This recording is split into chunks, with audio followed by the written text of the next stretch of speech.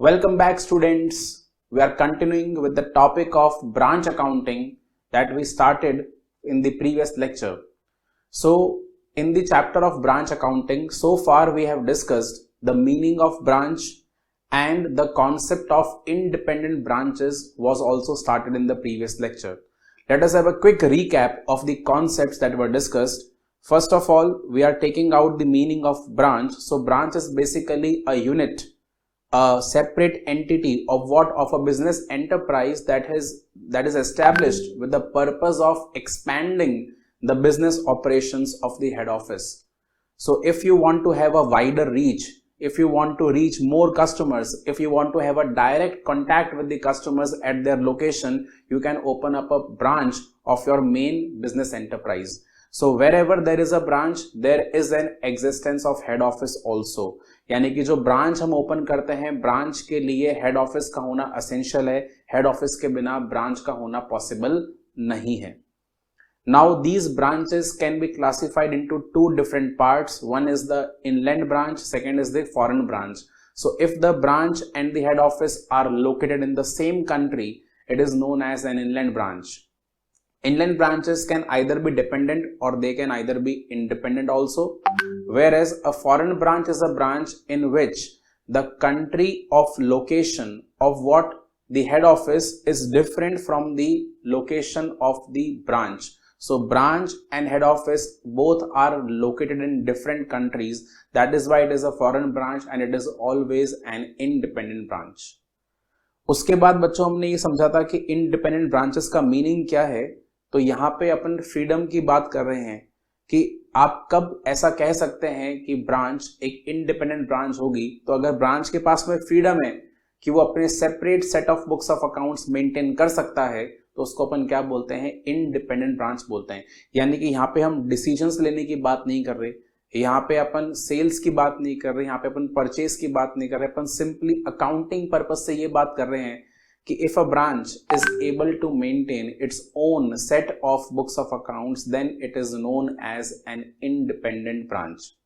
Now when we study this topic, we have to keep some rules in our mind, which are as follows: that the branches will maintain their accounts using the double entry system of accounting. It means that they should be able to prepare the journal, the ledger, the cash book, the trial balance and also the financial statements. Whenever the transaction will take place between the inter-units, between the two units or many units, then all the units involved in the transaction have to pass entries respectively in their books of accounts. So branch will open a head office account and head office will open a branch account in their respective set of books of accounts to record such transactions which take place between the two different units, right? Apart from this, we will prepare the financial statement of all the units separately, and afterwards we have to combine these financial statements so that the position as a group can be represented to the users of the accounting information. So this was the concept that we discussed in the previous lecture, and now we are continuing further with the topic of independent branches. ठीक है बच्चों, तो अभी मैं आपको समझाने जा रहा था कि फाइनेंशियल स्टेटमेंट्स कैसे बनाए जाएंगे in case of branches which are of the independent nature. ठीक है, बट हमने अभी कुछ और भी छोटे छोटे पॉइंट्स को स्टडी करना है और उनको स्टडी करने के बाद में ही हम लोग जो फाइनल स्टेप होगा मर्जिंग का, उसके ऊपर आगे बढ़ेंगे. ठीक है, तो पहले कुछ छोटे छोटे पॉइंट्स को समझेंगे अपन, उसके बाद में अपन फाइनल स्टेप की ओर जाएंगे. तो आइए बच्चों, हमारा पहला छोटा पॉइंट क्या है for the topic of independent branches. मैं यहां पे लिख रहा हूं रिकॉर्डिंग ऑफ ट्रांजैक्शंस. मैंने सबसे पहला पॉइंट यहां पे डाला है इंडिपेंडेंट ब्रांचेस में रिकॉर्डिंग ऑफ ट्रांजैक्शंस. ठीक है, तो यहां पे मैं कुछ सर्टेन एग्जांपल्स लेकर आपके सामने एक डिस्कशन करूंगा कि ब्रांचेस में और हेड ऑफिस में किस तरह से अपन लोग ट्रांजैक्शंस को रिकॉर्ड करेंगे. ओके, बड़ी बेसिक सी जर्नल एंट्रीज हैं, हम लोग इनको डिस्कस करेंगे जिससे हमें चैप्टर का एक थीम समझ में आए, हमें रिकॉर्डिंग का तरीका समझ में आए. ठीक है बच्चों, आपको बस केवल एक रूल ये ध्यान रखना है कि branch and the head office are separate entities. ठीक है ना, देखिए मैंने यहां लिखा ही था आपको कि ब्रांच अपना खुद का ट्रायल बैलेंस बनाएगा और हेड ऑफिस अपना खुद का ट्रायल बैलेंस बनाएगा। इसका मतलब क्या हुआ, हेड ऑफिस और ब्रांच दोनों ही यहाँ पे सेपरेट एंटिटीज हैं, although they represent a same group, but from the accounting point of view they are different entities, right. तो बच्चों हम लोग यहाँ पे एक बेसिक समझ रहे हैं कि किस तरह से हम ट्रांजैक्शंस को रिकॉर्ड करते हैं, सर्टेन ट्रांजैक्शंस को इन the books of head office and in the books of branch. बहुत ही आसान सी अपन यहाँ पे कुछ अकाउंटिंग एंट्रीज को डिस्कस करेंगे एंड अगर ये वाली बात आपको समझ में आ जाएगी तो चैप्टर आगे आपको बहुत ही आसान लगने वाला है। यानी आप मान के चलिए हमारे चैप्टर का जो मेजर डिस्कशन है वो इसी पॉइंट पर है। So put the heading of this table. In the first column, I am writing transaction.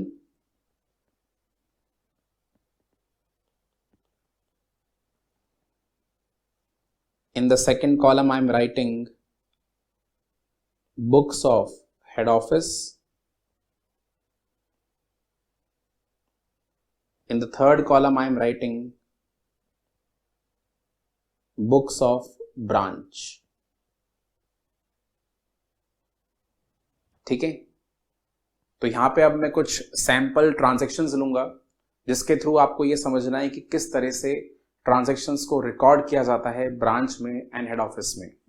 Okay, starting with a very easy point, point A, this is goods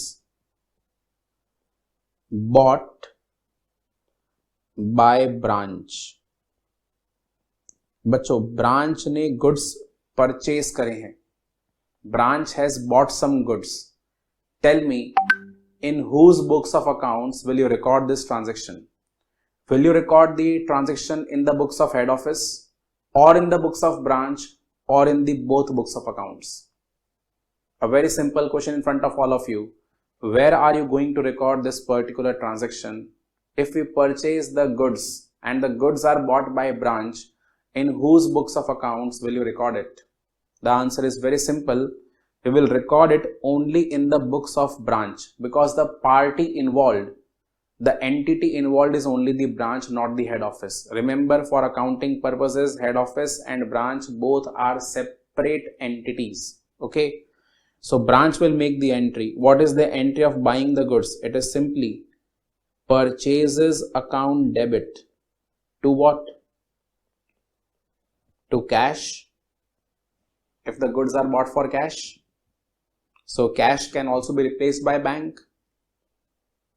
Or we can say purchase account debit to creditor. Now creditor will be used if the goods were bought on credit. So purchase account debit to cash or creditor is the simple journal entry for buying the goods, and the goods have been bought by whom? By the branch. Okay,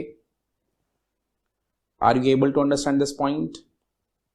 Next, I am writing goods bought for branch paid by HO. So goods have been bought for branch, but the payment has been made by the head office. How to record this transaction? Just remember the very simple rule, the second rule.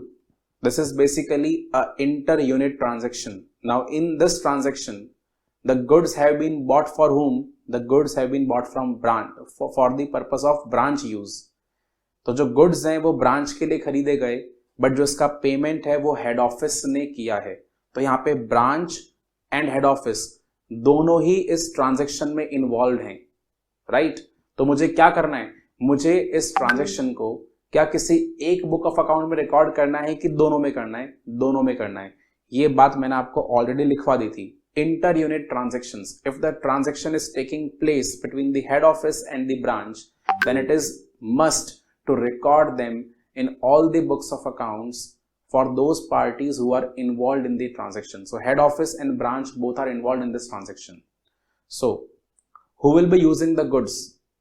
Goods का इस्तेमाल करेगा branch, यानी कि purchases account debit तो बच्चों branch के लिए किया जाएगा। आप मेरी बात को समझ पा रहे हैं? क्योंकि जो गुड्स हैं वो ब्रांच के लिए खरीदे गए हैं तो ब्रांच कहेगा purchases account debit.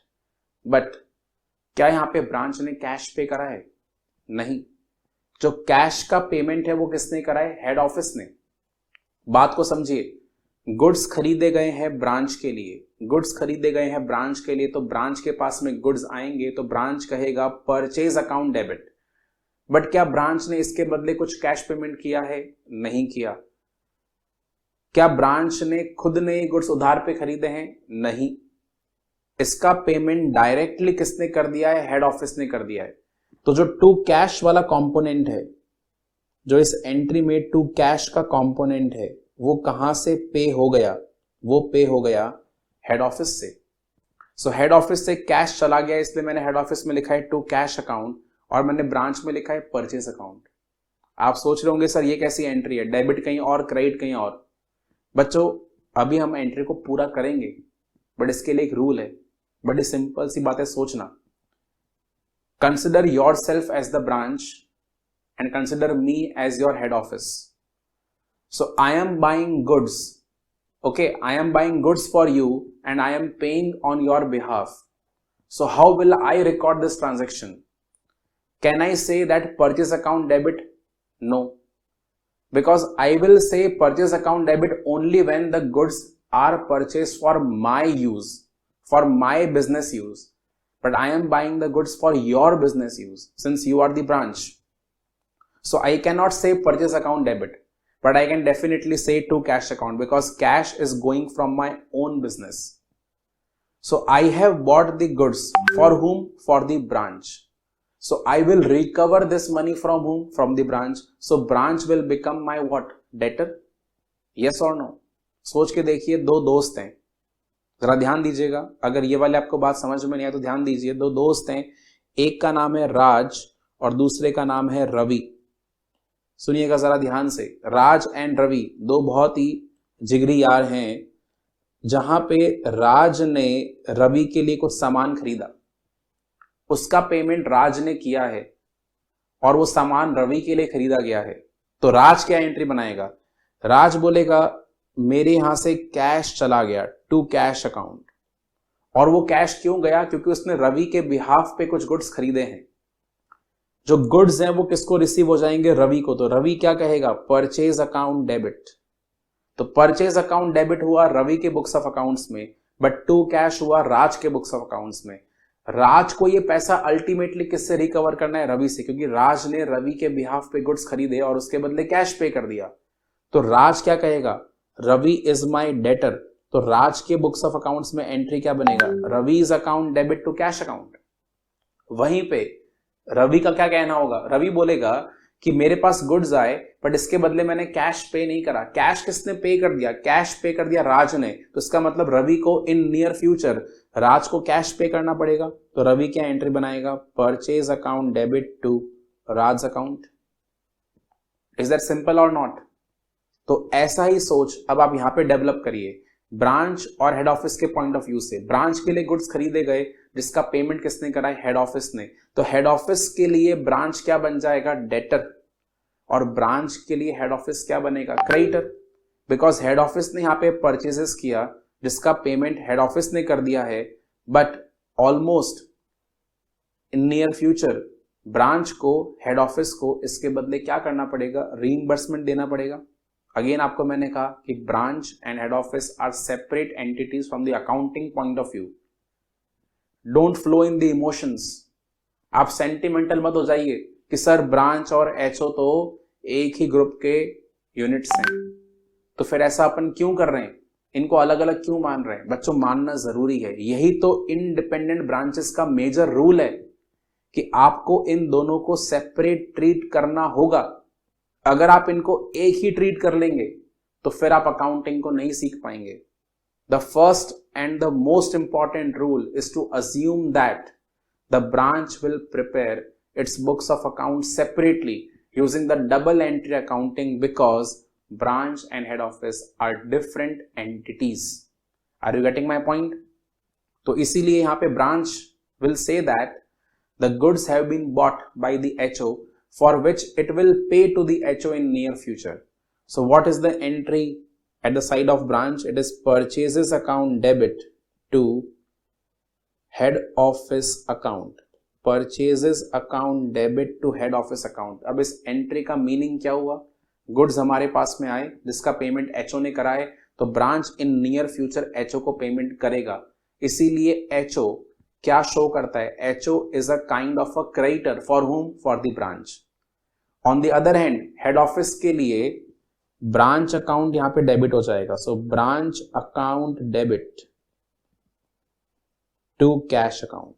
Branch account debit to cash account. अब ये एंट्री क्या रिप्रेजेंट करता है कि हेड ऑफिस ने कैश पे करा बट उसके पास में गुड्स नहीं आए. गुड्स कहां जाएंगे? गुड्स ब्रांच के पास में जाएंगे.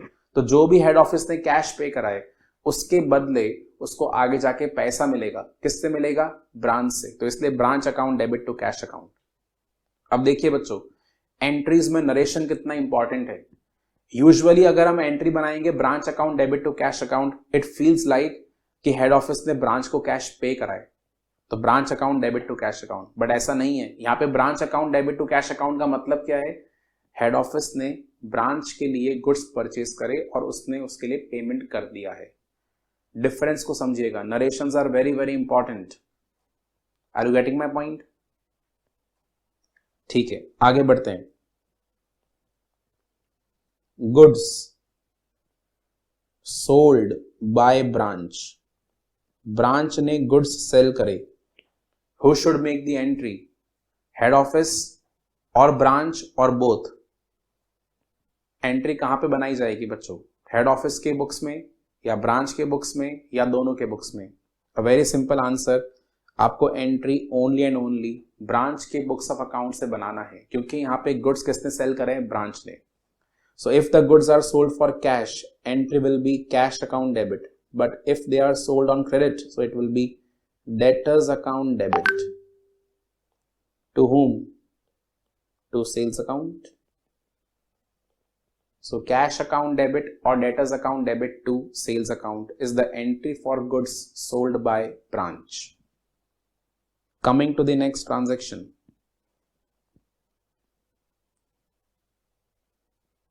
Collection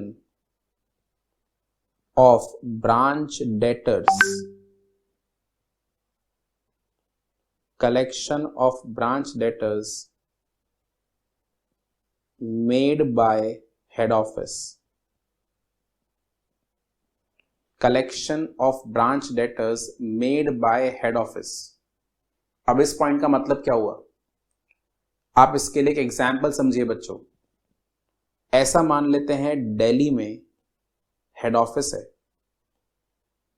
और दिल्ली में ही ब्रांच है.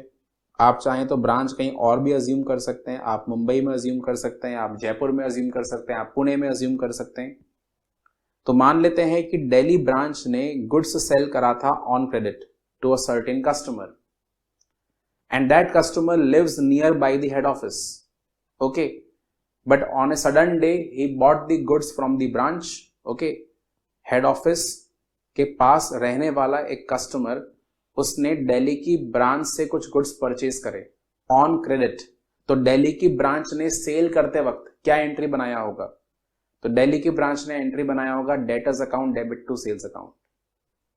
ब्रांच ने कुछ समय के बाद में फॉलो अप लिया कस्टमर से कि तुम हमारा पैसा देने के लिए आओ, तुमने हमसे उधार पे सामान लिया था. वो कस्टमर क्या बोल रहा है कि मैं इतनी दूर नहीं आ पाऊंगा. उस दिन तो मैं बाय चांस आपकी ब्रांच के वहां से निकल रहा था तो मैंने वहां से परचेज कर लिया था, बट जो आपका हेड ऑफिस है वो मेरे बिल्कुल घर के नजदीक है, तो क्यों ना मैं पैसा वहां पे जमा करा दूं. तो क्या ब्रांच इसके लिए मना कर सकता है? नो, मना नहीं करेगा, क्योंकि branch and head office are lying in the same group. Although accounting wise ये अलग अलग हैं, ठीक है, अकाउंटिंग वाइज अलग अलग हैं, बट लोगों की नजरों में तो एक ही है ना. ठीक है, in the eyes of everyone it belongs to one single group. Yes और no? Yes, it is a single group. तो जो ब्रांच का डेटर है उसने पेमेंट कहां पे जमा करा दिया? हेड ऑफिस में जमा करा दिया, ये कहते हुए कि आप बाद में कलेक्ट कर लेना, मैं यहां पे पैसा डिपॉजिट करा रहा हूं, आप इनसे कलेक्शन कर लेना. जैसे क्या कभी ऐसा नहीं हो सकता कि आपने किसी बैंक में अकाउंट ओपन कराया, जिस बैंक में आपने अकाउंट ओपन कराया उसका ब्रांच एरिया ए में है, बट आपको अचानक से कैश की नीड आई और आप एरिया बी में थे। एरिया बी में भी उस बैंक का ब्रांच है जहां पे आपने अकाउंट ओपन करा रखा है, बट आपका अकाउंट ओपन हुआ ब्रांच ए में, ठीक है, एरिया ए में। तो क्या आप उसके ब्रांच बी से पैसा उठा सकते हैं? यस, उठा सकते हैं, और बैंक आपको मना नहीं कर सकता, ठीक है। अगर ट्रांजैक्शन बहुत ही हाई वैल्यू का हो तो शायद बैंक आपको कह दे कि नहीं, जहां पे आपने अकाउंट ओपन कराया था वहीं से आप उठाइए कैश को, but up to a certain limit the bank will not refuse, यानी कि आप वहां से ट्रांजैक्शन कर सकते हैं। वही सेम केस आप यहां पे अप्लाई करके देखिए कि अगर किसी डेटर ने पहले ब्रांच से गुड्स परचेज करे थे बट उसका पेमेंट अब वो एचओ में डिपॉजिट कराना चाहता है, तो yes, we have to accept that payment, we can not say no to that point. So what should be the entry? कहानी तो आपको समझ में आ गई है बच्चों। एंट्री क्या बनेगा? क्या कैश ब्रांच के पास में आया? अच्छा सोचिए, नॉर्मली डेटर से कलेक्शन होने का एंट्री क्या बनता है? अगर ब्रांच के पास ही कलेक्शन आ जाता, ब्रांच क्या एंट्री बनाता? Cash account debit to debtor. Yes, अगर ब्रांच के पास ही कलेक्शन आ जाता तो ब्रांच क्या एंट्री बनाता? Cash account debit to debtor. But यहां पे जो कैश है वो किसके पास में आया? कैश आया है हेड ऑफिस के पास में, तो हेड ऑफिस की ओर से एंट्री बनाया जाएगा कैश अकाउंट डेबिट। बट क्या head office entry cash account debit to debtor बना सकता है? No. Head office cash account debit to debtor entry तब बनाता जब हेड ऑफिस के खुद के डेटर्स का कलेक्शन होता। यहां पे जो डेटर से कलेक्शन हुआ है वो हेड ऑफिस के डेटर्स नहीं है, वो किसके डेटर्स हैं? ब्रांच के डेटर्स हैं। यानी कि जो डेटर में कटौती हुई है वो हेड ऑफिस के डेटर्स नहीं है, वो ब्रांच के डेटर्स हैं। इसलिए मैंने टू डेटर्स का पॉइंट जो है वो ब्रांच के कॉलम में लिख दिया है बच्चों। आप मेरे पॉइंट को समझ पाते हैं? मैंने यहां पे लिखा है cash account debit in the head office books of accounts and to debtors मैंने लिखा है in the books of branch. Why is it so? Because debtors जो यहां पे कम हुए हैं वो ब्रांच के कम हुए हैं, हेड ऑफिस के कम नहीं हुए। तो हेड ऑफिस में cash account debit to debtors की एंट्री नहीं बना सकते। तो अब इस एंट्री को पूरा कैसे किया जाए? Again the same rule. ये जो ट्रांजैक्शन है वो हेड ऑफिस और ब्रांच के बीच में हुआ है, तो हेड ऑफिस इसको रिकॉर्ड करने के लिए क्या ओपन करेगा? Branch account.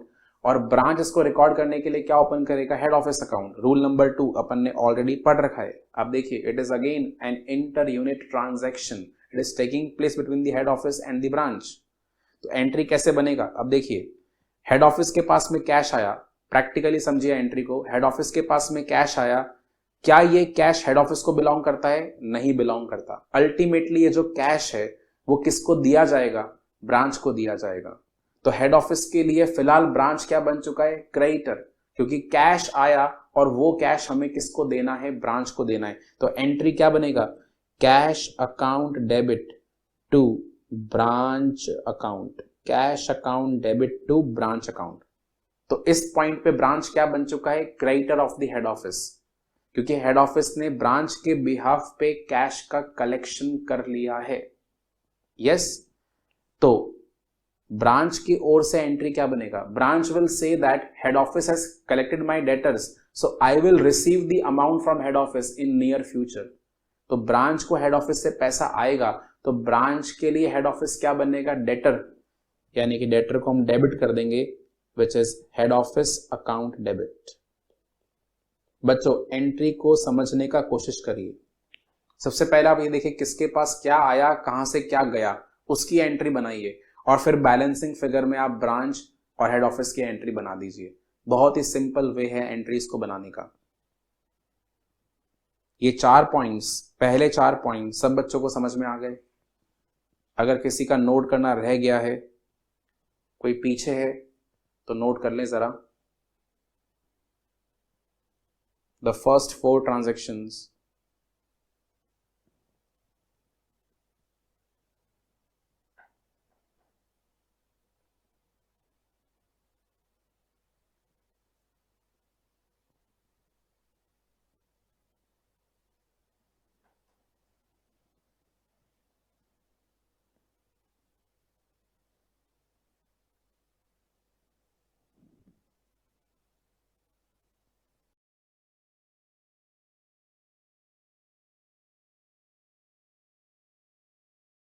चलिए बच्चों आगे बढ़ेंगे अब, और हमारे जो आगे के पॉइंट्स हैं वो बहुत बहुत ज्यादा इंपॉर्टेंट हैं, स्पेशली पॉइंट्स EFGHI। ठीक है, आइए जरा देखिएगा।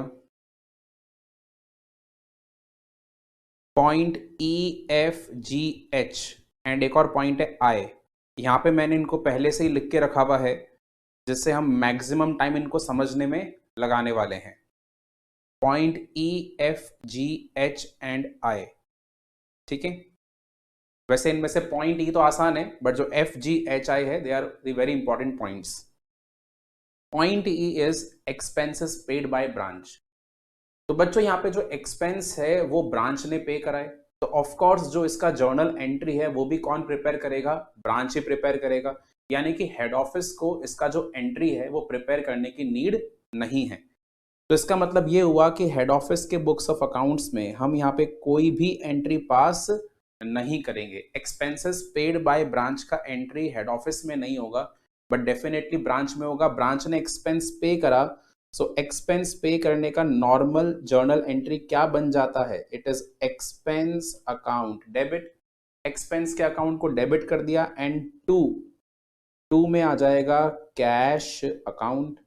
So expense account debit to cash account for expenses paid by the branch. Note it down. Point number E note करेंगे जरा। It is for expenses paid by branch. The entry is expense account debit to cash account.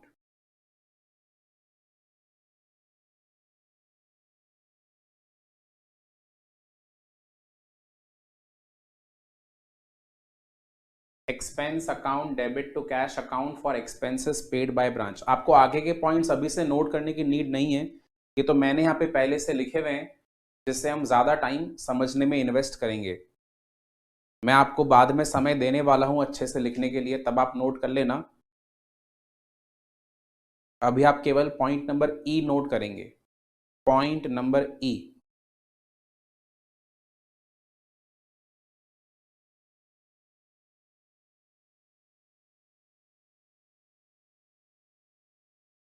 चलिए आगे बढ़ जाते हैं। Point number E के बाद आप देख सकते हैं पॉइंट नंबर F आ रहा है, branch expenses paid bye HO। तो बच्चों यहाँ पे सिनेरियो ये हुआ कि जो ब्रांच के एक्सपेंसेस हैं उसका जो पेमेंट है वो हेड ऑफिस ने किया है। तो ब्रांच के लिए एक्सपेंस इनकर हुआ, but the payment has been made by whom, it has been made by the head office. यानी कि जो कैश का आउटफ्लो है, क्या वो कैश का आउटफ्लो ब्रांच के यहां से हुआ है? नहीं, कैश का आउटफ्लो हुआ हेड ऑफिस के पॉइंट ऑफ व्यू से। यानी कि हेड ऑफिस के यहां से कैश चला गया।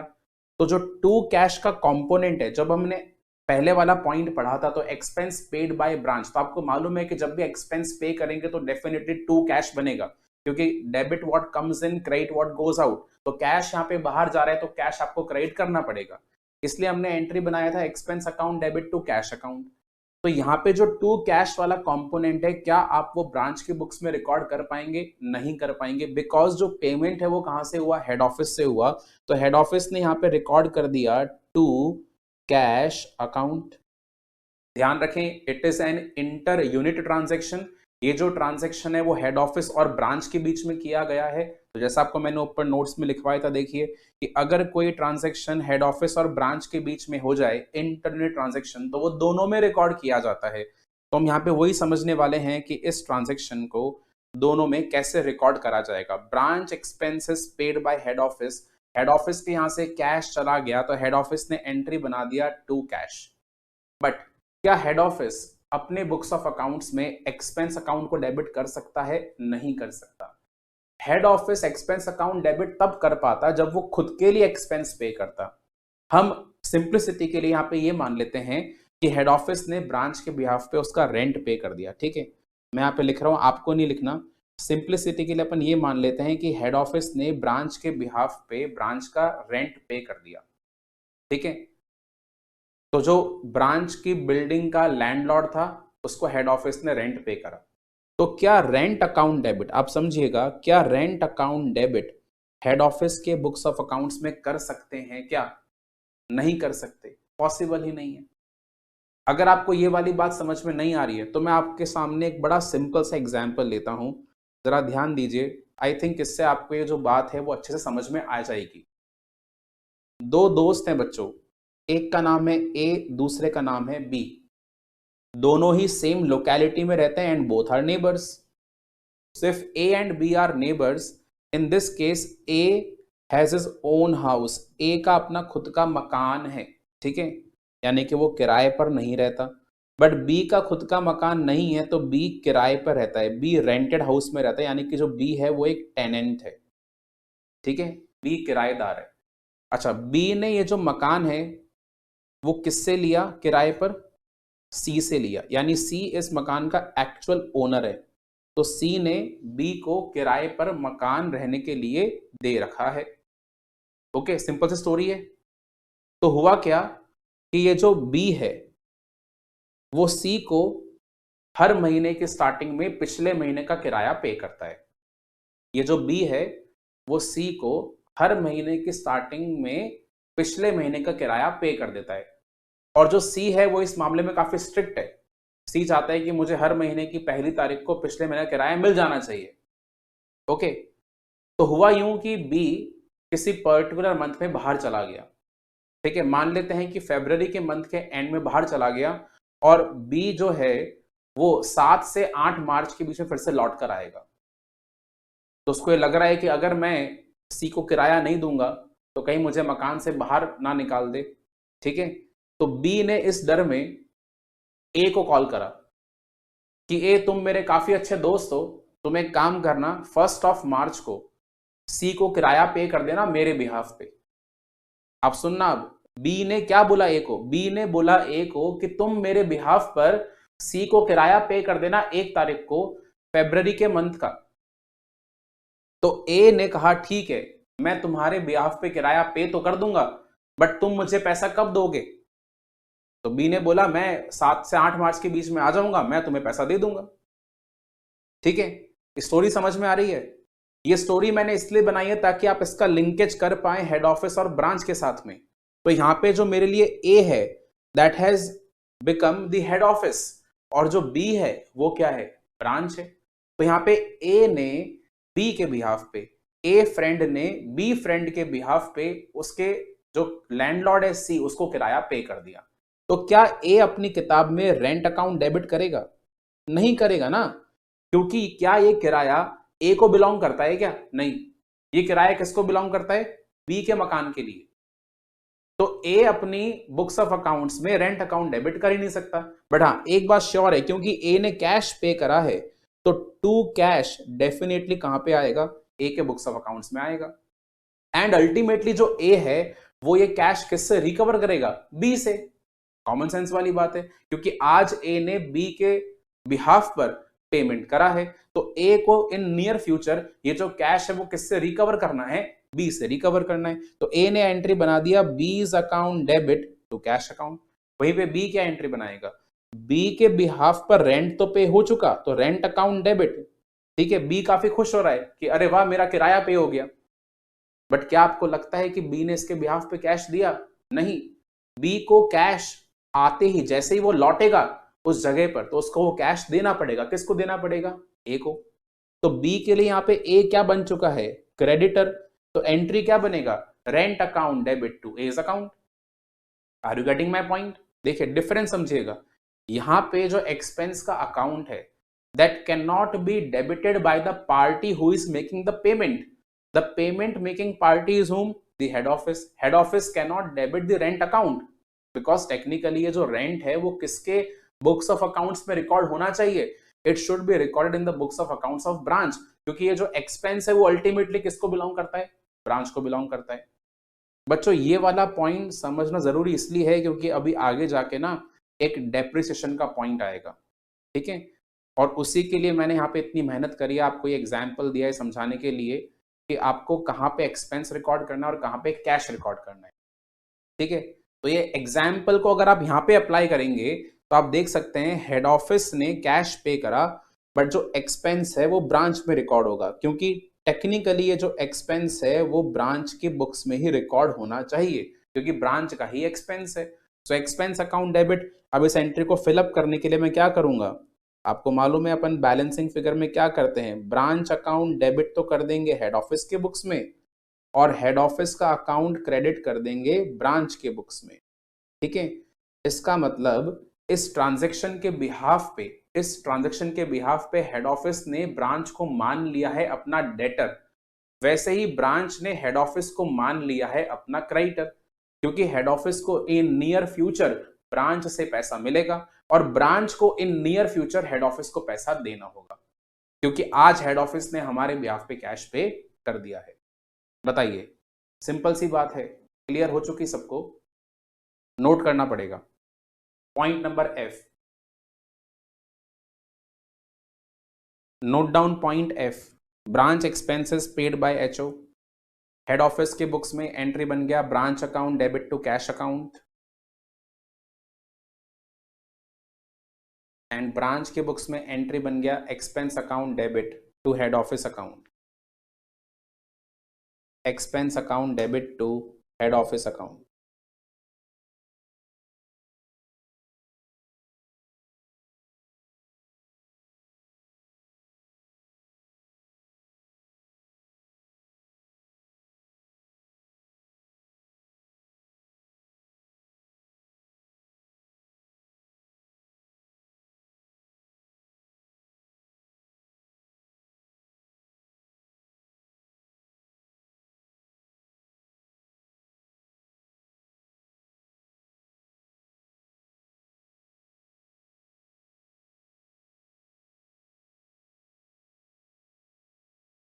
डन। आगे देखिए, अब आगे के जो 3 पॉइंट्स आएंगे GHI, very very important points. Fixed assets bought by branch, account maintain by branch. तो बच्चों आपको यहां पे स्पेशल अटेंशन देना है इस पॉइंट पर, अकाउंट मेंटेन्ड बाय ब्रांच। इसका मतलब क्या हुआ? आप सोच रहे होंगे सर अगर फिक्स्ड एसेट्स का अकाउंट ब्रांच मेंटेन कर रहा है, ये बात तो ठीक है, बट क्या आगे ऐसा भी आ सकता है कि account maintain by head office? जी हाँ बच्चों, बिल्कुल आ सकता है। तो उस सिचुएशन में क्या होता है, बच्चे ये समझते हैं कि सर आपने हमको स्टार्टिंग में ये समझाया कि इंडिपेंडेंट ब्रांच के लिए मेन क्राइटेरिया क्या था, बुक्स ऑफ अकाउंट्स। अगर ब्रांच खुद मेंटेन करने के लिए केपेबल है, that is an independent branch. But अगर books of accounts head office maintain करता है ब्रांच के बिहाफ पे, it definitely becomes a dependent branch. तो सर ये तो डिपेंडेंट ब्रांच हो गया ना, कि जहां पे जो अकाउंट है वो किसके पास में, हेड ऑफिस के पास में। बच्चों ऐसा नहीं हुआ है, ऐसा बिल्कुल भी नहीं है। अगर आप ऐसा सोच रहे हैं तो ये चीज गलत है। आप जरा इस पॉइंट को समझिएगा बहुत ढंग से। Fixed asset bot by branch, account maintained by branch. क्या हम यहाँ पे पूरे के पूरे बुक्स ऑफ अकाउंट्स की बात कर रहे हैं क्या? पहले आप मुझे ये बताइए, are we talking about the complete set of books of accounts? No, we are just talking about the fixed asset account, nothing else, only and only the fixed asset account. तो इसका मतलब ये हुआ कि सर जो पूरी set of books of accounts है वो तो ब्रांच के पास में ही है, बट ऐसा हो सकता है कि जो फिक्स्ड एसेट का अकाउंट है वो हेड ऑफिस मेंटेन कर ले ब्रांच के बिहाफ पे, या चाहे तो अगर ब्रांच खुद भी मेंटेन कर सकता है। यानी even if it is an independent branch, especially the fixed asset account can be specially kept by the head office। अब ऐसा क्यों करते हैं बच्चों? किसी भी बिजनेस के लिए जो फिक्स एसेट्स हैं वो बहुत ही एक इंपॉर्टेंट एसेट है, ठीक है ना। They are the most important ones for any kind of business. और जनरली होता क्या, आप समझिए, मैं आपको बताता हूं। अगर आप किसी पर्टिकुलर आउटलेट को विजिट करते हैं, फॉर एग्जाम्पल आपने विजिट करा मैकडोनल्ड्स, आपने विजिट करा बिग बाजार, तो आप देखिए आप जितने भी बिग बाजार के स्टोर्स पे जाएंगे या आप जितने भी मैकडोनल्ड्स के स्टोर पे जाएंगे, क्या आपको लगता नहीं है कि वहां पे आपको सब कुछ सेम सेम सा मिलता है? वही सेम तरह की मशीन्स होती हैं, उसी सेम तरह का फर्नीचर आपको मिलता है, जनरली ऐसा ही होता है। आप KFC के आउटलेट्स पे जाइए तो आपको हर KFC के आउटलेट पे वही सेम तरह का फर्नीचर दिखेगा, वही सेम तरह का मशीन दिखेगा। ऐसा क्यों होता है? क्योंकि ये जो फिक्स्ड एसेट्स हैं वो जनरली हेड ऑफिस परचेज करवाता है। हेड ऑफिस खुद बोलता है कि देखो अगर आपको ये हमारे वाला ब्रांच यहाँ पे ओपन करना है तो आपको ये तरह के एसेट्स की रिक्वायरमेंट होगी और वो हम खुद प्रोवाइड करेंगे। अब उसके बदले या तो पेमेंट भी हेड ऑफिस खुद ही कर देता है, बाद में ब्रांच से रिकवर कर लेता है, या फिर ब्रांच से पेमेंट करवा देता है, डिपेंड्स। यानी कि हेड ऑफिस क्या करता है, वो थीम को मैच करता है। जैसा एसेट हेड ऑफिस में है या जो हर ब्रांच में इस्तेमाल किया जा रहा है, वही नई ब्रांचेस जो आने वाली ब्रांच बनेंगी उसके अंदर भी होना चाहिए। ठीक है ना। ऐसे आप बैंक्स का एग्जांपल ले लीजिए। अगर आप स्टेट बैंक ऑफ इंडिया में जाएंगे तो आपको हर state of bank of India की ब्रांच में वही सेम लोगो का आपको बाहर बैनर दिखेगा। जो उनका लोगो है, जो उनकी ब्रांडिंग है, वही सेम तरह की होगी हर जगह पर। हर हर ब्रांच में लगभग वैसा ही फर्नीचर का थीम भी होगा। ठीक है, उसी तरह के उन्होंने desktop and laptop and PC भी रखे हुए होंगे। यस। तो बच्चों यूनिफॉर्मिटी मेंटेन करनी पड़ती है। प्लस हेड ऑफिस जो है वो ब्रांच के फिक्स्ड असेट्स के ऊपर एक स्पेशल कंट्रोल एक्सरसाइज करना चाहता है, जिससे ब्रांच हेड ऑफिस की ऑथोराइजेशन के बिना खुद से असेट्स को परचेज सेल ना करे। क्योंकि किसी भी बड़े बिजनेस के लिए, किसी भी छोटे से बिजनेस के लिए भी अगर हम बात करें तो fixed assets are a very very important resource. तो फिक्स्ड असेट्स पे स्पेशल कंट्रोल जो है वो हेड ऑफिस एक्सरसाइज कर सकता है। तो चाहे से ब्रांच इंडिपेंडेंट हो, बट जो फिक्स्ड असेट्स का अकाउंट है that can be specially kept bye home, by the head office on behalf of the branch. तो उससे क्या होगा, अब हेड ऑफिस जब भी जो ब्रांच है उससे क्या बोलेगा, उससे रिकॉर्ड्स मांगेगा कि तुम बताओ तुमने एसेट सेल करा क्या। तो अगर ब्रांच ने एसेट सेल करा होगा तो पहले वो इंफॉर्मेशन किसको सप्लाई करनी पड़ेगी, हेड ऑफिस को। ऐसे ही अगर ब्रांच कोई खुद से एसेट परचेज करेगा तो उसकी भी इंफॉर्मेशन सप्लाई किसको करनी पड़ेगी, हेड ऑफिस को। क्यों? क्योंकि जो रिकॉर्ड करने के वाले अकाउंट है, जो एंट्री बनाने के लिए अकाउंट है, वो किसके पास में है, वो हेड ऑफिस के पास में है। Are you getting my point? तो बच्चों फिक्स्ड असेट का जो अकाउंट है that is a very very important part in case of what, branch accounting, because it can be maintained both with the branch and also with the head office. ठीक है, तो हमारा ये जो case जी है, हालांकि यहाँ पे तो अकाउंट किसके पास में, ब्रांच के पास में, तो ये तो बहुत ही इजी कंडीशन हो जाएगा। बट जहां पे हेड ऑफिस के पास में ब्रांच का फिक्स्ड असेट अकाउंट होगा, वहां पे आपको समझना है कि हमें किस तरह से एंट्री बनानी होगी। ठीक है, तो ये जो आने वाली चर्चा है मैंने पहले ही कर ली। देखिए point G, fixed asset bought by branch, branch ने खुद ने एसेट खरीदा और ब्रांच के पास ही इसका अकाउंट है। क्या आपको लगता है कि यहाँ पे हेड ऑफिस का इन्वॉल्वमेंट होना चाहिए? नहीं होना चाहिए। यानी कि इस ट्रांजैक्शन की जो एंट्री है वो हेड ऑफिस नहीं बनाएगा। ठीक है, ब्रांच तो डेफिनेटली बनाएगा। ब्रांच के पास आया fixed asset, so fixed asset account debit to, इसके बदले पेमेंट भी किसने कराए, ब्रांच ने खुद ने कराए, so fixed asset account debit to cash account. अगर बैंक से करा तो अपन साथ में बैंक अकाउंट भी लिख सकते हैं। So fixed asset account debit to bank account, a simple transaction. अगला देखें, but fixed asset bought for branch paid by HO. हालांकि यहाँ पे जो अकाउंट है वो तो किसके पास में है, ब्रांच के पास में। यानी कि फिक्स्ड असेट का जो अकाउंट का मेंटेनेंस है वो तो ब्रांच ने खुद ने ही कर रखा है, but the payment has been made by head office. तो क्या आपको लगता नहीं है कि जो पॉइंट एच है वो बिल्कुल पॉइंट एफ से सिमिलर है? ठीक है ना, point H is similar two point F. बस डिफरेंस क्या है, पॉइंट एफ के अंदर पे हुआ था एक्सपेंस, पॉइंट एच में खरीदा गया है fixed asset, one and the same thing. तो जो कैश का आउटफ्लो है टू कैश अकाउंट, वो तो मैं रिकॉर्ड करूंगा हेड ऑफिस के बुक्स ऑफ अकाउंट्स में। बट जो फिक्स्ड एसेट्स है वो कहां पे आया, फिक्स्ड एसेट तो परचेज करा था ब्रांच के लिए, तो टेक्निकली कहां पे रिकॉर्ड होना चाहिए, ब्रांच के बुक्स ऑफ अकाउंट्स में रिकॉर्ड होना चाहिए। सो ब्रांच में आ जाएगा fixed asset account debit, but head office में क्या आ जाएगा, टू कैश अकाउंट। और एंट्री को कंप्लीट करने के लिए मैं हेड ऑफिस में क्या लिखूंगा, ब्रांच अकाउंट, क्योंकि हेड ऑफिस जो है वो इन नियर फ्यूचर ब्रांच से पैसा मांगेगा, बिकॉज आज हेड ऑफिस ने ब्रांच के बिहाफ पर पैसा पे करा है। और यहाँ पे क्या आ जाएगा, fixed asset account debit to head office account, क्योंकि ब्रांच ने हेड ऑफिस को एज्यूम करा है अपना क्रेडिटर, बिकॉज इस एसेट की परचेज के बदले ब्रांच को फ्यूचर में हेड ऑफिस को कैश पे करना होगा। Is that clear? Note down कर लें point G and point H, note them down.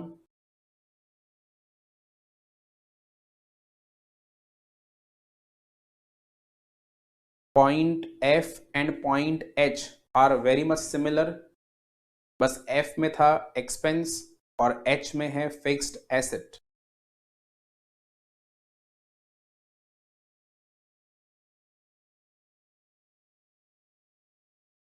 Please remember that only inter-unit transactions need to be recorded in both the set of books of accounts.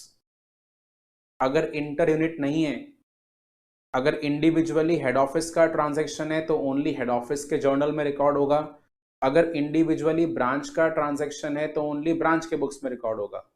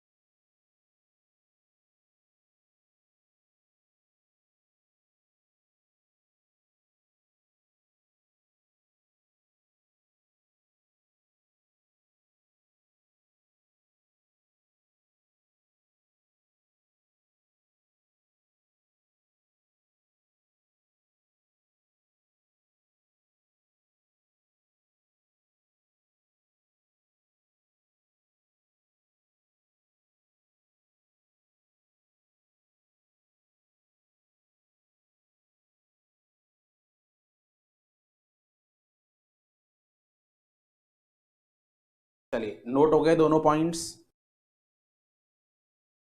Coming two point I now. Point I, fixed asset bought by branch, account maintained bye head office. Very very important point. Fixed assets bought by branch but the account is maintained by head office। जो asset का account है वो किसके पास में है? Asset का account head office के पास में है, बट वो जो एसेट है वो बिलोंग किसको करता है? एसेट बिलोंग करता है ब्रांच को, हेड ऑफिस को बिलोंग नहीं करता। बट हेड ऑफिस ने स्पेशल कंट्रोल एक्सरसाइज करने के लिए जो ब्रांच के एसेट का अकाउंट है वो अपने पास में मेंटेन करा हुआ है। ध्यान रखें जो एसेट का फिजिकल यूज है वो तो ब्रांच खुद ही कर रहा है, branch is physically using the asset only, but that particular account is maintained by home? By the head office. तो अब देखिए यहाँ पे जो पेमेंट है, the payment has been done by branch, तो मैं यहाँ पे क्या लिखूंगा? टू कैश अकाउंट, बिकॉज जो पेमेंट है वो डेफिनेटली किसने करा है? ब्रांच ने, to cash account. But the problem is कि ब्रांच अपने बुक्स ऑफ अकाउंट्स में, ध्यान दीजिएगा, ब्रांच अपने बुक्स ऑफ अकाउंट्स में फिक्स्ड एसेट अकाउंट को डेबिट नहीं कर पाएगा। ब्रांच अपने बुक्स ऑफ अकाउंट्स में फिक्स्ड एसेट अकाउंट को डेबिट नहीं कर पाएगा। और ऐसा क्यों है? रीजन बीइंग जो फिक्स्ड एसेट का अकाउंट है वो ब्रांच ने हेड ऑफिस के पास में ट्रांसफर कर दिया है। एसेट खरीदा खुद ने, एसेट यूज भी खुद ही करेगा, बट जो अकाउंट है वो हेड ऑफिस के पास दे दिया कि तुम मेंटेन करो हमारे बिहाफ पे। जब भी हम एसेट खरीदेंगे तुम्हें फोन करके बता देंगे, जब भी हम एसेट बेचेंगे तुम्हें इन्फॉर्म करके बता देंगे, ठीक है ना। बट अकाउंट जो है वो ब्रांच नहीं रख पाएगा।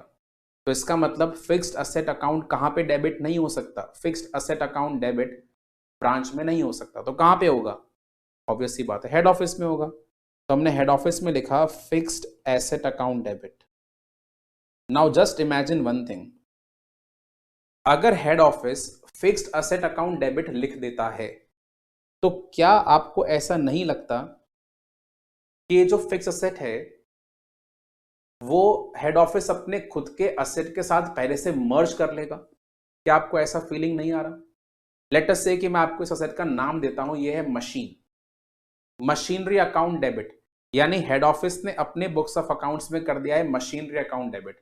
अब सोचिए, क्या हेड ऑफिस के पास पहले से खुद की मशीनरीज अवेलेबल नहीं होंगी? डेफिनेटली होंगी।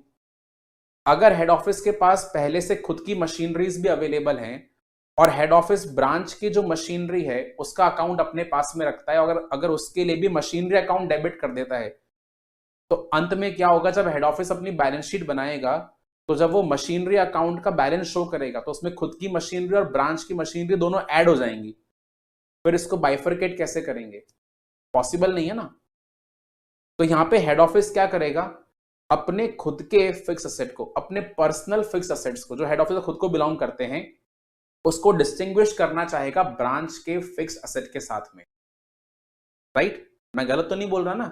समझिए आप, अगर हेड ऑफिस ने सिंपली लिखा है फिक्स्ड असेट अकाउंट डेबिट, तो ऐसा करने से क्या होगा? जो हेड ऑफिस के खुद के पर्सनल फिक्स असेट हैं उसी के साथ में ये वाले ब्रांच के असेट भी मर्ज हो जाएंगे।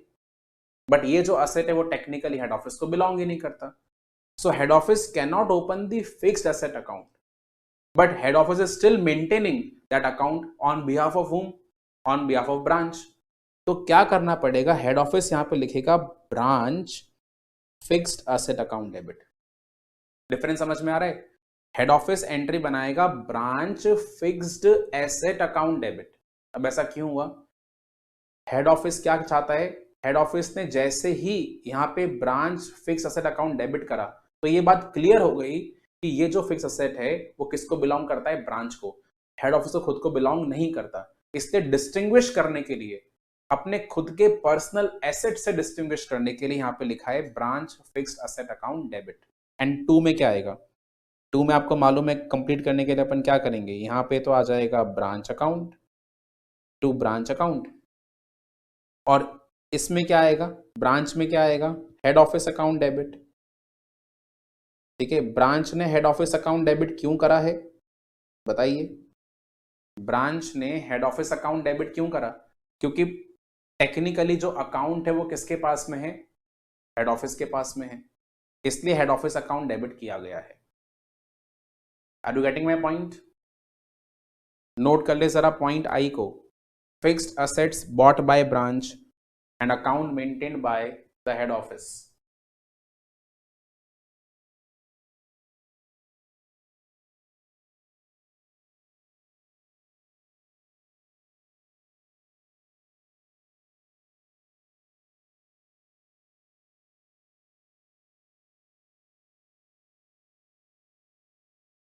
हाँ जी, पॉइंट आई नोट कर लिया है।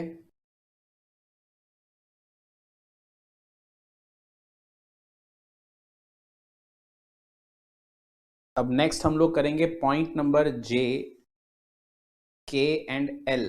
जे, के एंड एल, एंड इसका भी जो कंसर्न है that is again with the fix asset. Can you make a guess कि आगे क्या आएगा? अगर पॉइंट नंबर जी था fixed assets bought by branch account maintain by branch, point H था fixed asset bought for branch paid by HO account maintain by branch, point I था fixed asset bought by branch account maintain by HO, तो point number J क्या होना चाहिए? Fixed asset bought for branch paid by head office and the account is also maintained by whom? The head office. A very unique transaction. Point J.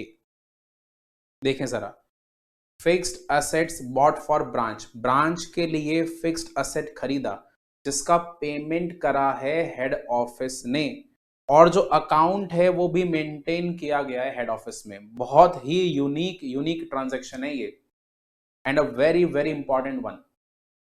अब ध्यान दीजिए इस बात के ऊपर, जैसा कि हम देख रहे थे पिछले केस के अंदर भी पॉइंट आई में भी था, जो फिक्स्ड एसेट का अकाउंट है, जो ब्रांच का फिक्स्ड एसेट है, वो यूज तो फिजिकली कौन कर रहा है? ब्रांच। असेट की लोकेशन भी कहां पे है? ब्रांच के वहीं पे है, ब्रांच के प्रेमाइसेस में ही है।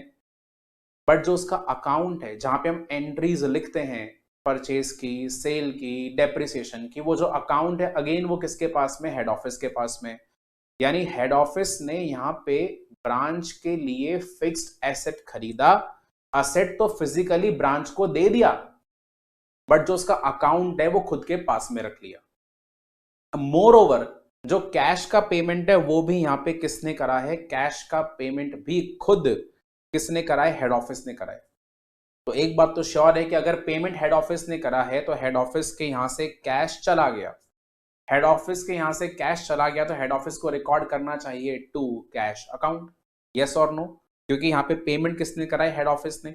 इनफैक्ट अगर आप हमारे ये ऊपर के पॉइंट्स पे देखेंगे, जहां जहां पर पेमेंट हेड ऑफिस ने किया था वहां पे आप देखिए टू कैश का एंट्री बनाए। जैसे पॉइंट नंबर एफ देखिए, ब्रांच के एक्सपेंस हेड ऑफिस ने पे करे, टू कैश आया।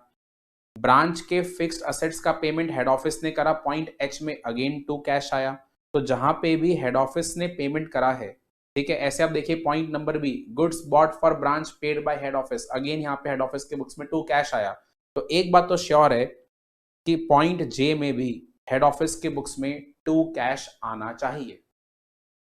डेबिट में क्या आएगा, ब्रांच के लिए फिक्स्ड एसेट खरीदा गया, तो अगर ब्रांच के लिए फिक्स्ड एसेट खरीदा गया जिसका अकाउंट किसके पास में है, जिसका अकाउंट है खुद हेड ऑफिस के पास में, तो ऑब्वियस सी बात है हमें डेबिट भी कौन सा अकाउंट करना पड़ेगा, हमें डेबिट करना पड़ेगा branch fixed asset account, yes और no, we have to debit the branch fixed asset account, because technically जो एसेट का अकाउंट है वो किसके पास में है, हेड ऑफिस के पास में है। तो हेड ऑफिस क्या एंट्री बनाएगा, branch fixed asset account debit, head office के बुक्स ऑफ अकाउंट्स में एंट्री बनेगा branch fixed asset account debit to cash account. बोलिए बात समझ में आई या नहीं आई। देखिए सिंपल सी बात है, हेड ऑफिस के पास ब्रांच का फिक्स एसेट का अकाउंट अवेलेबल है, हेड ऑफिस के खुद के प्रेमाइसेस में ही बुक्स ऑफ अकाउंट्स के अंदर उसने ब्रांच का फिक्स्ड एसेट अकाउंट भी ओपन कर लिया है।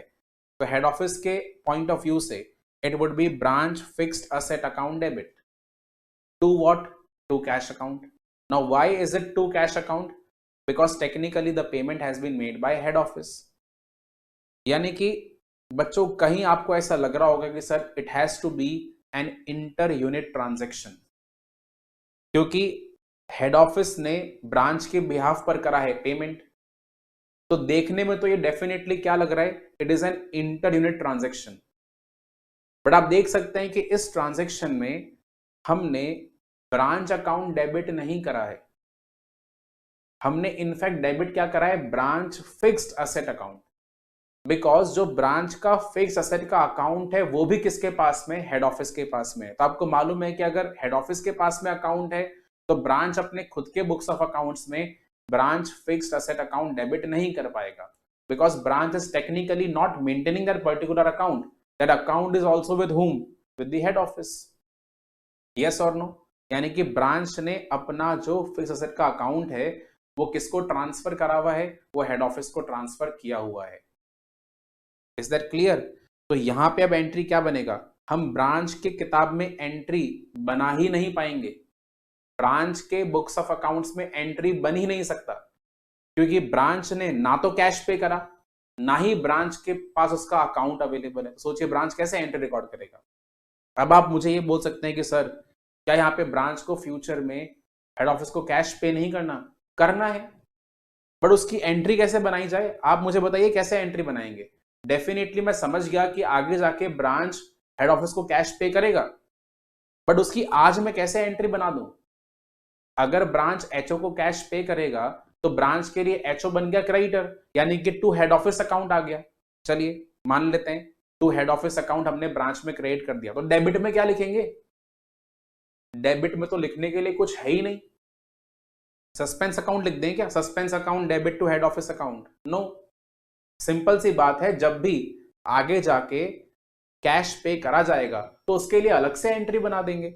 अलग से एंट्री क्या बनेगा, head office account debit to cash account. अभी आगे आने वाला है वो पॉइंट कि जब ब्रांच हेड ऑफिस को कैश सेंड करता है तो एंट्री क्या बनती है, अभी आगे आ जाएगा वो चीज, ठीक है ना।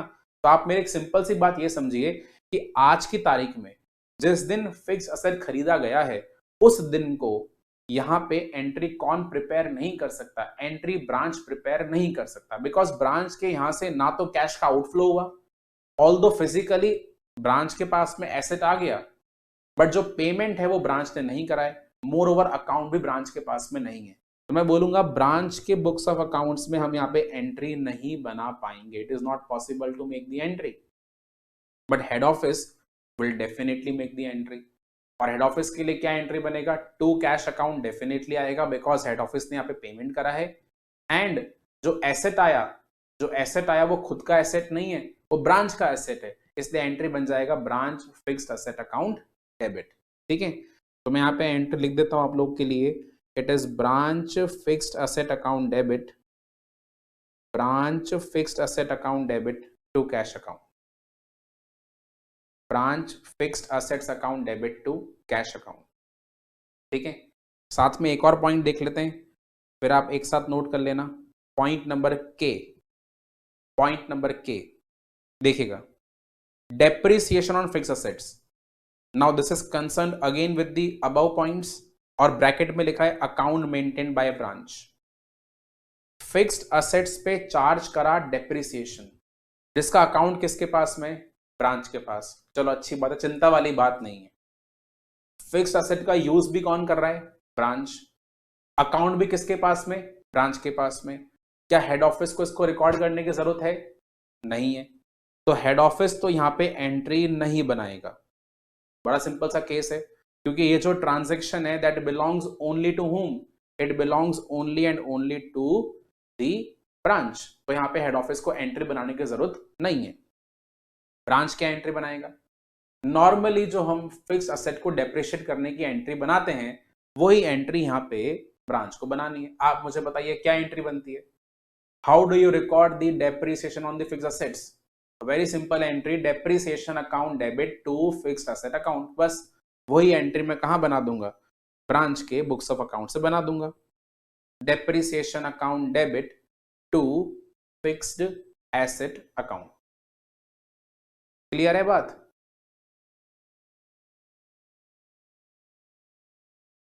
नोट कर लें अब point J and point K.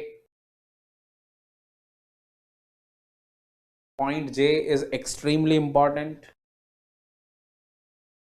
Point K easy है डेफिनेटली।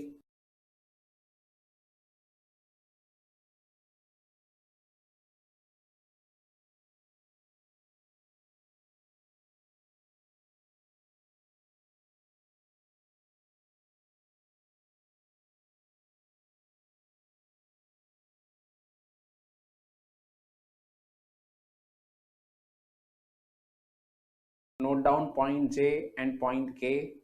फिर हम एक पॉइंट एल भी करने वाले हैं, that is again concern with the depreciation.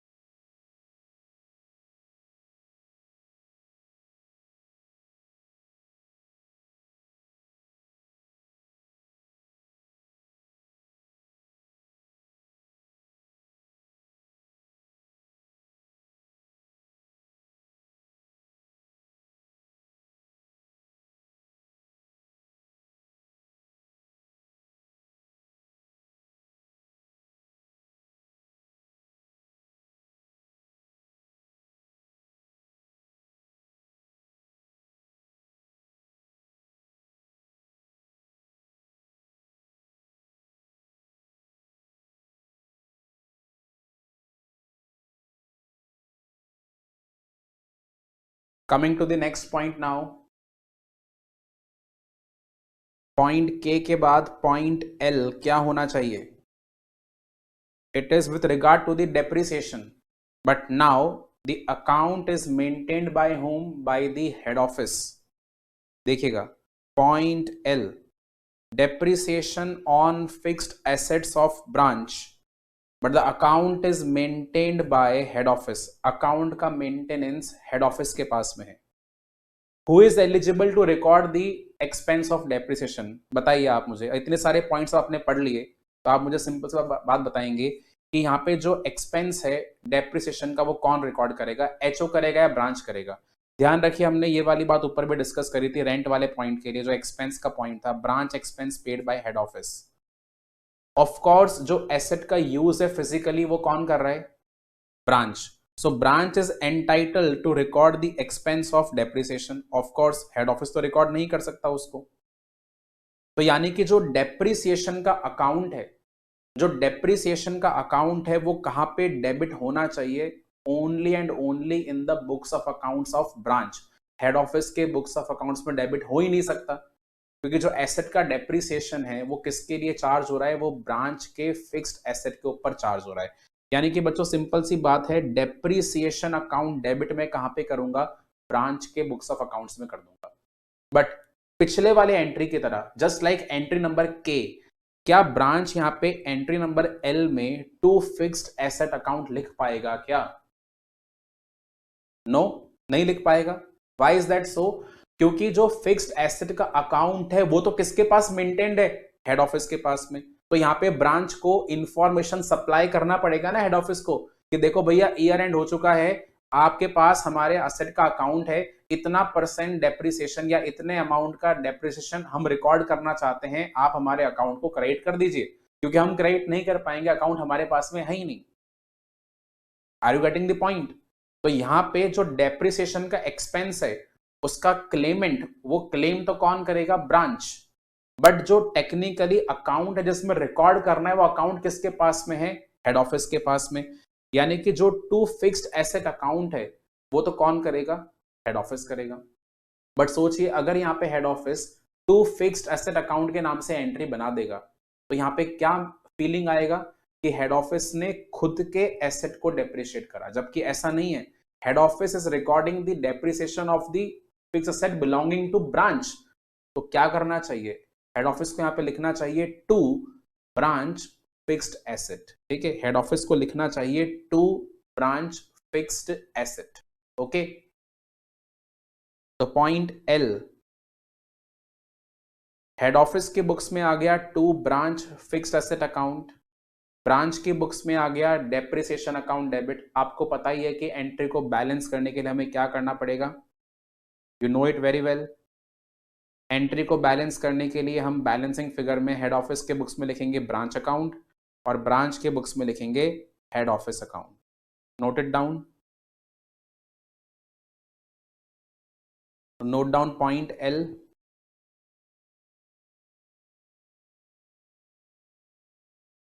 इसके बाद फिर हम कुछ सिंपल सिंपल पॉइंट्स पे कवर करेंगे।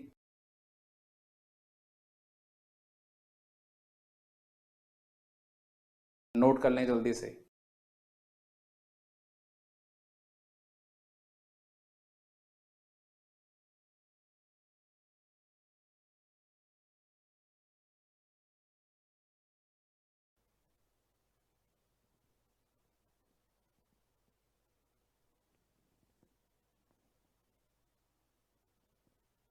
Done. Next point M,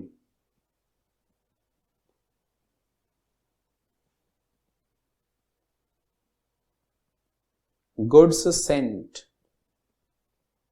by head office to branch. Now this is one of the most common transaction। अगर हेड ऑफिस और branch होंगे तो ये चीज बहुत ही कॉमन होगी कि हेड ऑफिस ब्रांच को गुड्स भेजेगा और ब्रांच उसको सेल करेगा। ठीक है, यानी ब्रांच ने जो गुड्स है वो किससे परचेज करे? हेड ऑफिस से, आगे सेल करने के लिए अपने कस्टमर्स को, क्योंकि जो गुड्स की मैन्युफैक्चरिंग है वो ब्रांच नहीं करता। और यहाँ पे ब्रांच बाहर से भी गुड्स नहीं खरीदना चाहता है।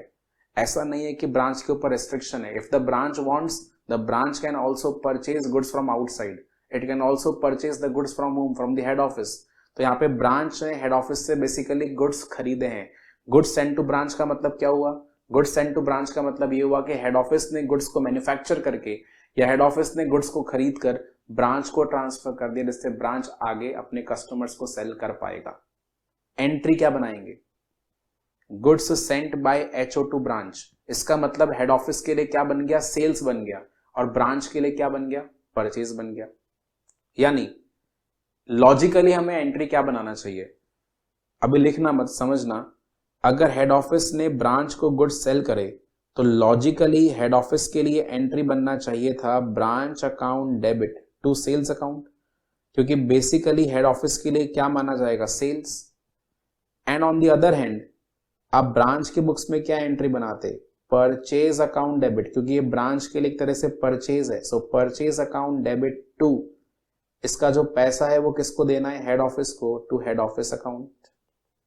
ठीक है, नॉर्मली हमें ये एंट्री बनाना चाहिए था, बट यहां पे एक ट्विस्ट है। हेड ऑफिस ने ब्रांच को गुड्स सेंड करे जिससे ब्रांच उसको आगे सेल कर पाएगा। ऑल्दो हेड ऑफिस के लिए it's a kind of a sale, but हमने इस सेल को एक अलग नाम दिया है, और इसका हमने नाम क्या दे दिया? Branch account debit to goods sent to branch account. ठीक है, एक यूनिक हमने यहां पे आइडेंटिफिकेशन कर दिया है। यानी कि जो नॉर्मल सेल्स अकाउंट है उसको हम यूज करेंगे आउटसाइड सेल्स के लिए।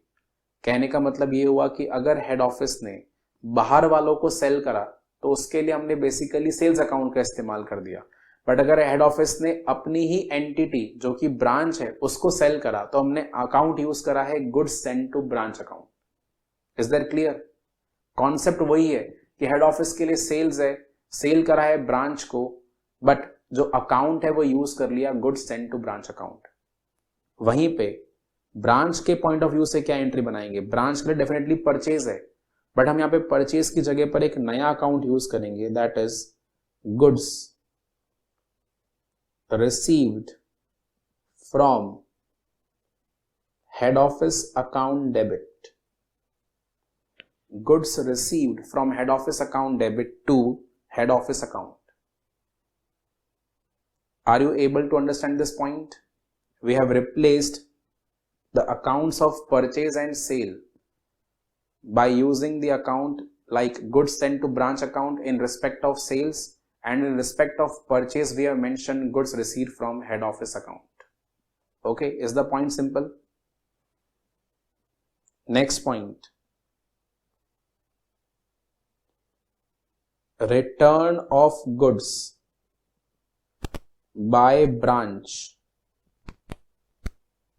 to head office।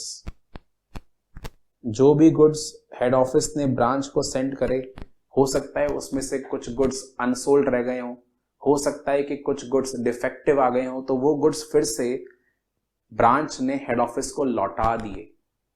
क्या एंट्री बनना चाहिए? It's very simple, pass a reverse entry. यानी कि जो हेड ऑफिस ने सेल करा था वो सेल लौट कर आ गया, तो यूजुअली हेड ऑफिस को एंट्री बनाना चाहिए sales return account debit to branch account, but क्योंकि हमने यहाँ पे सेल्स का जो रिप्लेसमेंट है वो कौन से अकाउंट से करा है? Goods send to branch account, तो मैं यहाँ पे भी वही अकाउंट यूज करूंगा। मैं सेल्स रिटर्न की जगह पर डेबिट करूंगा goods send to branch account. यानी कि जो एंट्री हमने पहले बनाई थी वहां पे हमने goods send to branch account को क्रेडिट किया था, अब मैंने उसको डेबिट कर दिया। So goods sent to branch account debit to branch account. Okay, ये हेड ऑफिस के लिए हो गया। अच्छा, ब्रांच के लिए it's a kind of a purchase return, तो ब्रांच क्या एंट्री बनाएगा? Branch should make the entry head office account debit. Okay, branch should make the entry head office account debit to purchases return account, but instead of purchase return account will be using to goods received from head office account. Again the reverse of the previous entry, goods received from head office account. So head office account debit to goods received from head office account. दो नए point मैंने आपको सिखाए। Purchase का replacement किया है with goods received from HO, and sales का replacement किया है with goods send to branch.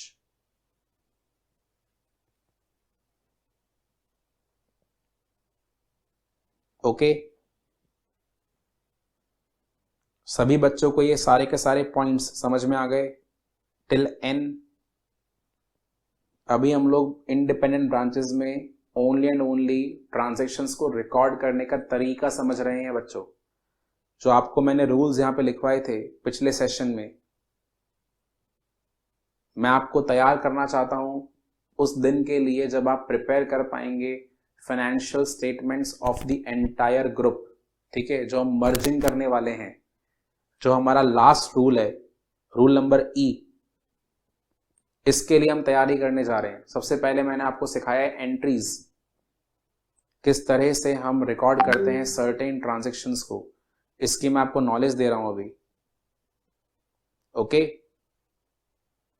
तो पॉइंट एन तक सब बच्चों को समझ में आ चुका है। चलिए point O, cash sent by HO to branch. Again, this is also a very common transaction between the head office and the branch. Since head office and branch belong to a same group, so they can meet the cash requirements by helping each other. यानी बहुत बार head office ने branch को cash भेज दिया और काफी बार branch ने head office को कैश भेज दिया। ठीक है, तो इस तरह की जो मदद है हम कर सकते हैं। हेड ऑफिस ने ब्रांच को कैश सेंड करा, सिंपल सा एंट्री बताइए। हेड ऑफिस के लिए branch is the receiver of the cash, so branch account debit to what, to cash account. क्या यहां पे भी हमको कैश सेंड टू ब्रांच ऐसा कुछ यूज करना है? नहीं करना, ओनली सिंपल एंट्री बनाएंगे, branch account debit to cash account. वहीं पे ब्रांच के पॉइंट ऑफ व्यू से क्या एंट्री बनेगा? Branch is receiving the cash, so cash account debit, and this cash is receive from whom? From the head office, so cash account debit to head office account. Okay, isn't that simple? Done. इसी का एक और आप reverse transaction लिखेंगे, and what is that? Cash remitted. बच्चों इसको हम बोलते हैं रेमिटेड, ठीक है, रेमिटेंस।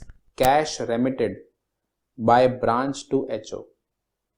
जनरली क्या होता है कि ब्रांच जो भी कलेक्शन करता है वो हेड ऑफिस के पास में सबमिट करा देता है, फिर हेड ऑफिस ब्रांच को उसका रिस्पेक्टिव शेयर ट्रांसफर कर देता है, कुछ कमीशन वगैरह जो भी होता है। तो cash remitted by branch to HO, यानी जो भी कैश कलेक्शन ब्रांच के पास में हुआ था वो उसने अल्टीमेटली हेड ऑफिस के पास में डिपॉजिट करा दिया। ठीक है, क्या एंट्री बनना चाहिए? यहाँ पे रिवर्स केस हो गया। पहले हेड ऑफिस ने ब्रांच को कैश सेंड करा, अब ब्रांच ने हेड ऑफिस को कैश सेंड कर दिया। ठीक है, तो एंट्री क्या बनेगा? हेड ऑफिस के पास में कैश आएगा, सो cash account debit, and this cash has been receive from whom? From the head office, sorry from the branch, so cash account debit to branch account. ठीक है, और सेकेंड पॉइंट ऑफ व्यू में अगर हम branch का angle सोचेंगे तो branch के लिए कैश जा रहा है, किसके पास कैश जा रहा है? हेड ऑफिस के पास। सो ब्रांच के पॉइंट ऑफ व्यू से हम एंट्री बना सकते हैं head office account debit, head office account debit to, ये कैश जो है वो जा चुका है, so head office account debit to cash account.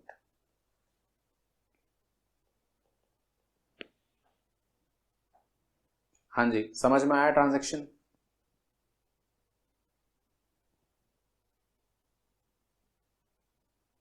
Till point P, has everybody noted down? बहुत ही बेसिक सी मैंने आपको जर्नल एंट्रीज जो यहाँ पे समझाई है, just to understand the concept of independent branches. So branch is maintaining a separate set of books of accounts and head office is also maintaining a separate set of books of accounts. So how do they record the inter-unit transactions? ये हमने समझा है इन examples के through. मैं आपको ये नहीं बोलूंगा कि ये लिस्ट यहाँ पे खत्म हो चुकी है, द लिस्ट इज एंडलेस। कितने भी ट्रांजेक्शन्स और हो सकते हैं हेड ऑफिस ब्रांच के बीच में, बट मैंने आपको एक जनरल ओवरले दिया है। ठीक है, मैंने आपको एक जनरल ओवरव्यू दिया है इस बात को समझने के लिए कि अगर कोई और ट्रांजैक्शन भी एग्जाम में आ जाता है जो हेड ऑफिस और ब्रांच के बीच में हो जाए, तो आई थिंक अब आप उसकी एंट्री इजीली बना पाएंगे। मेरा काम था आपको थीम समझाना, एंड आई एम कॉन्फिडेंट कि इन सभी एंट्रीज के थ्रू जो आपको एक चैप्टर का थीम है, जो इस कॉन्सेप्ट का थीम है अबाउट द इंडिपेंडेंट ब्रांच, कि ब्रांच और हेड ऑफिस को हमें सेपरेट एंटिटी अज्यूम करते हुए चलना है अकाउंटिंग के पर्पज से, आई थिंक इन सभी एंट्रीज के थ्रू आपको वो जो कॉन्सेप्ट है वो क्लियर हुआ होगा। ओके, रिकॉर्डिंग ऑफ ट्रांजैक्शन, सबसे पहला step in the concept of independent branch आपको समझ में आ गया। मैं यहां पे अभी कुछ और एंट्रीज को डिस्कस करूंगा, बट वो लेटर ऑन हमारे अलग पॉइंट में कवर होगा, यानी रिकॉर्डिंग का पॉइंट मैं यहीं पे फिनिश कर रहा हूं। इसके बाद हम पॉइंट नंबर 2 स्टार्ट करेंगे, फिर पॉइंट नंबर 3 करेंगे, एंड फाइनली पॉइंट नंबर 4 में हम लोग आ जाएंगे एट द मर्जिंग स्टेज, जहां पे मर्जर किया जाएगा दोनों के बुक्स ऑफ अकाउंट्स का। वो हम आखिरी स्टेप में करेंगे 4 स्टेप के अंदर। ठीक है, अभी आपको मैंने सिर्फ फर्स्ट स्टेप समझाया है। वो किस चीज का है बच्चों? ट्रांजैक्शंस की रिकॉर्डिंग का स्टेप है, कि ब्रांच और हेड ऑफिस आपस में हुए ट्रांजैक्शंस को या इंडिविजुअल ट्रांजैक्शंस को अपनी अपनी किताबों में कैसे रिकॉर्ड करते हैं, assuming themselves as separate entity, ये आपको मैंने समझा दिया है। Right? So is the funda clear? Okay then, next class में सब बच्चों को यहाँ पे रिवीजन करके आना होगा till this particular point, starting from the basics till your point P of the journal entries. ठीक है, यहां तक सब रिवाइज करेंगे और उसके बाद में हम नेक्स्ट क्लास में आगे के फर्दर कॉन्सेप्ट्स को भी डिस्कस करेंगे। Okay, till then bye bye, see you soon.